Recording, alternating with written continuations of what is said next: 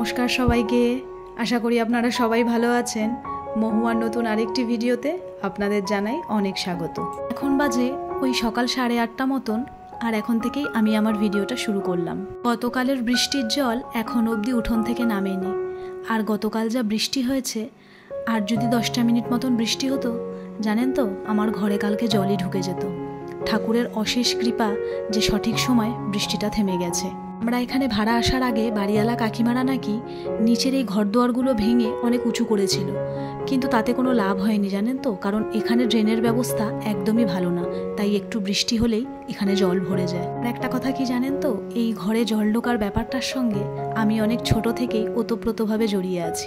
যাই হোক, ওদিকে সমস্ত কাজ সেরে এখন চটপট ব্রেকফাস্টটাও বসিয়ে দিলাম।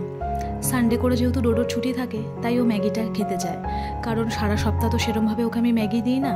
আর সানডে যেহেতু একটু দেরিতে ওঠা হয়, তাই ম্যাগিটা আমার কাছে অনেকটাই বেস্ট মনে হয়, কারণ খুব তাড়াতাড়ি হয়ে যায়। তো যাই হোক, বাজার চলে এসেছে। আজকে সানডে, কিন্তু চিকেন আনাইনি, আজকে ইলিশ মাছ এনেছে বাজার থেকে। কারণ সত্যি কথা বলতে চিকেনটা প্রত্যেক সপ্তাহে খেতে ভালোও লাগে না, তাই ভাবলাম আজকে ইলিশ মাছ আনাই। ইলিশ মাছের মাথাটা দিয়ে চাল কুমড়ো বানাবো, আর ইলিশ মাছটা দিয়ে বেগুন আলু দিয়ে একটু পাতলা করে ঝোল বানাবো। খেতে কিন্তু দারুণ লাগে। আচ্ছা, একটা কথা বলুন তো, আপনাদের মধ্যেও কি এরকম নিয়ম আছে যে চাল কুমড়ো মেয়ে ছেলেরা কাটে না, মানে প্রথম যে ফালিটা সেটা মেয়ে ছেলেরা দেয় না? আমাদের মধ্যে কিন্তু এইটা আছে।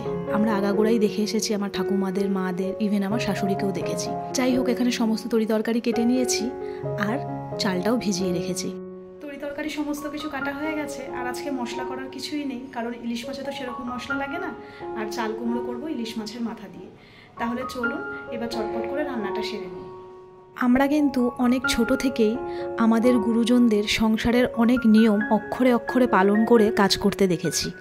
আর আমি মনে করি আমরা যদি সেই নিয়ম মেনেই সংসারে কাজ করি, তাহলে কিন্তু সুনাম ছাড়া কখনোই বদনাম হবে না। আমি তো পার্সোনালি আমার ঠাকুমার কাছ থেকে অনেক কাজ শিখেছি, কিভাবে বিয়ের পর শ্বশুর শাশুড়িকে যত্ন করতে হয়, কিভাবে একটা সংসার গুছিয়ে করতে হয়, কি করে স্বামীর যত্ন নিতে হয়, অনেক কিছু, যেটা আমি যদি বলতে শুরু করি তাহলে শেষ হবে না। একটা পরিবার বা একটা সমাজে ভালো খারাপ দুটোই কিন্তু থাকে। এবার আমরা ভালো আর খারাপের মধ্যে কোনটা বেছে নেব, সেটা কিন্তু সম্পূর্ণ আমাদের উপর ডিপেন্ড করছে। যাই হোক, কথা বলতে বলতে আমার কিন্তু ওদিকে রান্নাটা হয়ে গেছে। আর এখন কদিন ধরে আমি সকালের ব্রেকফাস্টটা বানিয়ে রান্নাটা চট করে সেরে নিচ্ছি। তাতে দেখলাম আমার অনেকটা হেল্পও হচ্ছে, আর আমার কাজগুলো কিন্তু আরও চটপট করে হয়ে যাচ্ছে। তাহলে চলুন এখন ঘরে আর যতটুকু ডাস্টিংয়ের কাজ আছে সেগুলো চটপট করে সেরে নেব, কারণ তারপর আবার এখন আর স্নান করতে যেতে হবে। আর আজকে আমার এদিকে ঘরের যে সমস্ত মাসকাবারি জিনিসপত্র থাকে সেগুলোও চলে এসছে, এগুলো পরে গোছাবো, এখন আর এগুলোতে হাত দেবো না, তাহলে অনেকটাই দেরি হয়ে যাবে। তো চলুন চটপট করে ঘরটা মুছে নিই। আর ঘর মোছার যে লাঠিটা, ওটা বেশ কয়েকদিন হলো ভেঙে গেছে, কিছুতেই আর আনা হচ্ছে না, কিন্তু ভাবছি এইবার নিয়ে আসতে হবে। আর প্রচণ্ড মেঘ করেছে, তাই দৌড়ে ছাদে গিয়ে জামা কাপড়গুলো আগেই নিয়ে আসলাম, নইলে বৃষ্টি নেমে গেলে আবার তাড়াহুড়ো করতে হবে। আর এদিকে আমার কাজও সব শেষ হয়ে গেছে, বাসনটাও চটপট করে মেজে নিলাম। আর এখন গ্যাস ওভেনটাও ভালো করে একটু পরিষ্কার করে নেব, আর এটা করে নিলেই এখন রান্নাঘরের কাজ শেষ। তারপরে চট করে স্নান করতে চলে যাব, আর স্নান করে পুজোটাও করে নেব। তারই মধ্যে বাইরে নেমে গেছে ঝমঝমিয়ে বৃষ্টি, মানে একদম সঠিক সময়ে ছাদ দিয়ে জামা কাপড়গুলো নামিয়ে নিয়ে এসেছি। তাহলে চলুন এবার চটপট করে লাঞ্চটা করে নিই। আর আজকে খুব তাড়াতাড়ি খিদেও পেয়ে গেছে। এত সুন্দর সামনে খাবার, চাল কুমড়ো মাছের মাথা দিয়ে, ইলিশ মাছের মাথা দিয়ে, আর বেগুন আলু দিয়ে ইলিশ মাছের পাতলা ঝোল, তাই আর লোভ সামলাতে পারছি না, তাই খিদেটাও তাড়াতাড়ি পেয়ে গেছে। তাই আর কথা না বাড়িয়ে চলুন চটপট করে লাঞ্চটা সেরে নিই। লাঞ্চটা করার পরেই চট করে জামা কাপড়গুলো নিয়ে বসে পড়লাম ভাঁজ করতে, কারণ জামা কাপড়গুলো যদি এখন ভাঁজ না করি তাহলে এটা থেকেই যাবে।